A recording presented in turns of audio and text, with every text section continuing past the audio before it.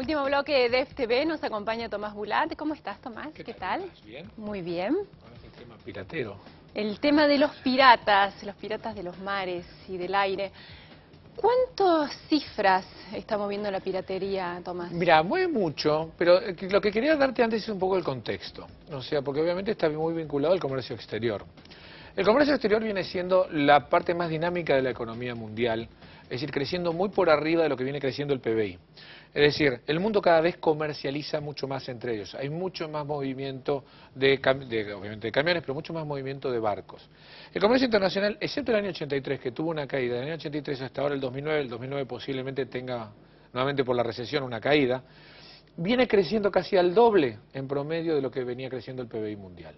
Es decir, tasas enormemente elevadas, lo que hacía que los movimientos de barcos sean muy grandes, claro. Los movimientos de mercaderías sean tremendamente grandes. La explosión de China y de la parte de toda la parte asiática, incluida también India, hace que los buques que estén yendo de un lado al otro realmente hayan crecido enormemente en su capacidad. Por eso la piratería viene creciendo a tasas realmente muy importantes.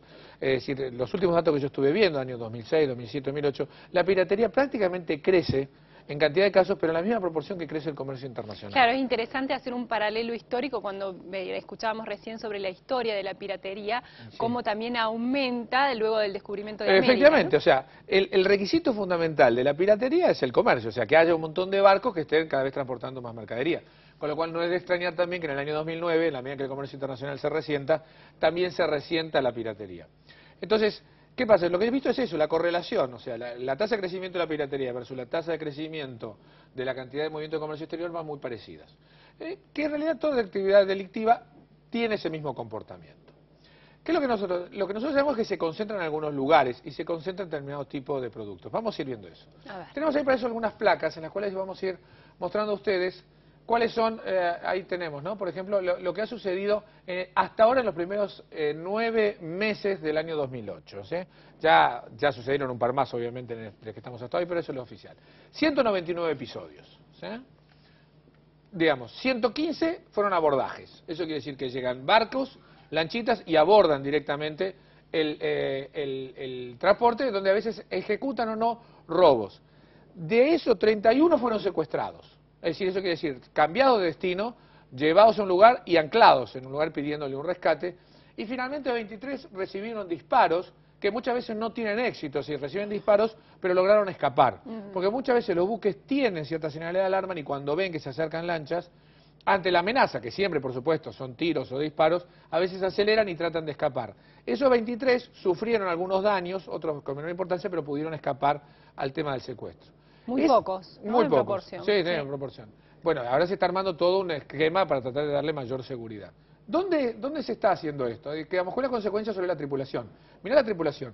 Hubo 581 tripulantes rehenes, 9 asesinados y 7 desaparecidos. Obviamente los desaparecidos, sí. Lo más probable que el destino es que sean muertos. Y esto solamente en el 2008, ¿eh?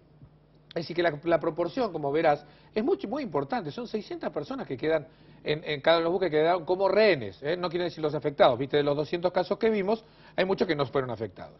Entonces, y hay muertes. Estamos hablando de muertes que se ocasionan por esos disparos o a veces por los ¿cómo se llama? Por los rescates pedidos.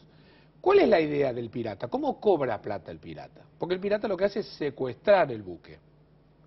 Lo que hace es pedir rescate, es decir, ¿cuánto le dan por liberarlo? ¿Quién tiene el incentivo fuerte a pagar? Y obviamente la compañía de seguro. No tanto el dueño del armador, que por supuesto lo hace, sino que lo tiene cubierto, es la compañía de seguro con la que a veces se establecen negociaciones utilizando justamente bancos que son de África. Es decir, hay 2 o 3 bancos de África que son básicamente los canales habituales usados para poder capturar rescates que a veces son de 3, 4 millones de dólares, a veces 100.000 dólares, para liberar cargas que ahora vamos a ver del tamaño que tenemos. Vamos a ver dónde están los principales lugares donde se está concentrando esto. Son Somalia, Nigeria e Indonesia. Es decir, 2 lugares de África y básicamente toda la zona de Indonesia, obviamente muy vinculadas respecto al mar.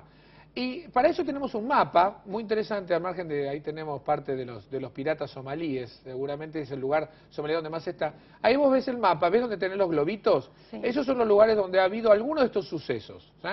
Concentrados los globitos en las 2 puntas, una al lado de África hacia Asia, que es justamente en la zona de Somalia, que es donde está la mayor cantidad. De hecho, 63 fueron la cantidad de casos que tuvo Somalia, sobre los 199, casi un tercio te lo explica ahí, e Indonesia está del otro lado, justamente en la parte de Asia.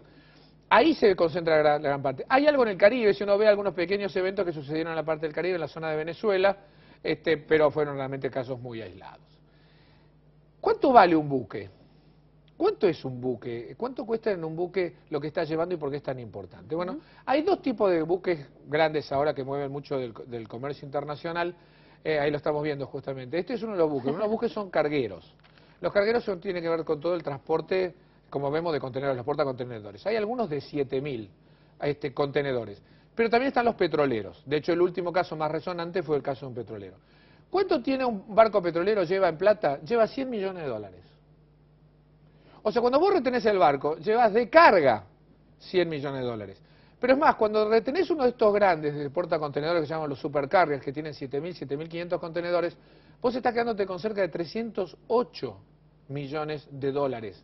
Es decir, que los montos involucrados por un secuestro son realmente enormes, sin contar el valor del barco. Ya puede retirarse nuestro barquito portacontenedor que lo tuvimos como referencia. Y son altísimos también, ¿no? Son barcos carísimos. No, son barcos muy caros, pero digo, la carga es realmente muy cara también, ¿no? Ahí tenemos, hay cierto mito que nos dejó el barco. Eso es la maravilla de la tecnología. Pedir los rescates de 3 millones, 1 millón, 2 millones, como vos estás viendo, para estos valores, en realidad es el 1%, 2%. O sea, no son valores tan elevados para algo que no es demasiado costoso para los buques. Entonces, digo, la carga vale mucho más que lo que vale el propio buque. ¿Sí? Por eso el liberarlo, las compañías de seguro, antes que pagar por la pérdida, por el hundimiento entre el buque y esto, les conviene pagarlo y que por supuesto lo liberen. Montos involucrados año 2008, última plaquita.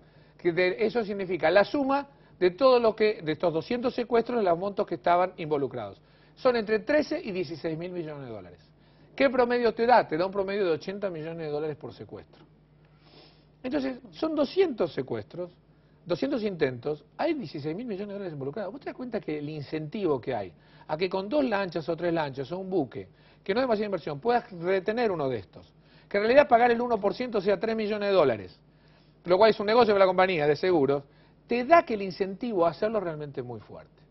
El comercio internacional, hay tantos barcos que se mueven que es imposible hacerle una buena cobertura. O sea, no podés contratar barcos que te estén defendiendo. Se va a tratar de hacer eje, obviamente, en las zonas de defensa, pero hace de esto un negocio muy rentable. ¿Y qué pasa con las compañías de seguros? ¿Son las perdedoras o las ganadoras?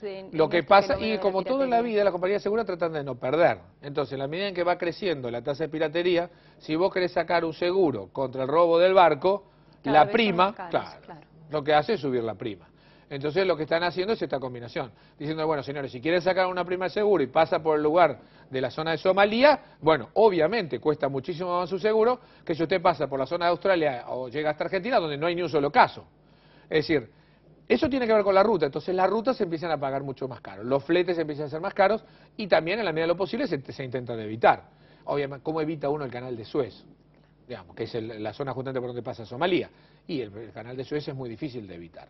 Entonces, esto es lo que pasa, las compañías de seguros están aumentando mucho sus primas, van a ver si algunos barcos pueden hacer otros desvíos y no pasar por esa zona, o tratar de generar mecanismos internacionales para que haya defensas contra este tipo de ataques, que es muy complicado de hacerlo.